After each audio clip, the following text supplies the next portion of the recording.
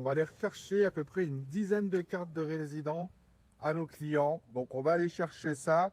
Et je vous mets tout de suite des images de Migraciones.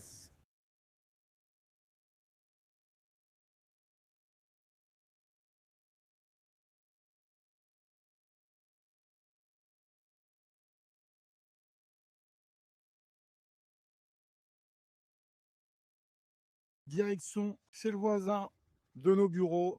Je dois faire une vida residencia. Alors, qu'est-ce que c'est une vida residencia? C'est un papier, tout simplement, qui prouve que vous vivez bien à telle adresse au Paraguay. Et c'est un papier qui est nécessaire pour faire votre demande de cédula. Et je dois faire ma cédula permanente. Je suis résident permanent du Paraguay maintenant depuis plusieurs mois. Et j'ai laissé ça un peu traîner. Je dois faire ma cédula. Donc, je vais aller voir mes voisins pour qu'ils signent ce papier, tout simplement pour dire oui, Sébastien Beaupied vit bien à cette adresse, donc il n'y a pas de souci, il peut faire sa cédula. Toutes les personnes qui vont venir au Paraguay faire leur cédula, ce papier-là, ne vous inquiétez pas, nous on s'en occupe pour vous. On vous trouve des témoins, on fait toutes les démarches, vous n'avez pas besoin, vous, de trouver des témoins, parce qu'en plus, il faut qu'ils donnent une photocopie de leur carte d'identité, qu'ils signent, etc. Pour vous, il n'y a aucun souci. Donc, je vais aller voir notre ami Roger.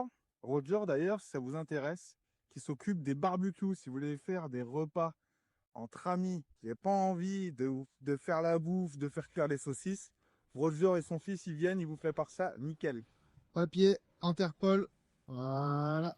Je continue pour faire ma cédula définitive, ma cédula permanente, qui sera valide pendant 10 ans.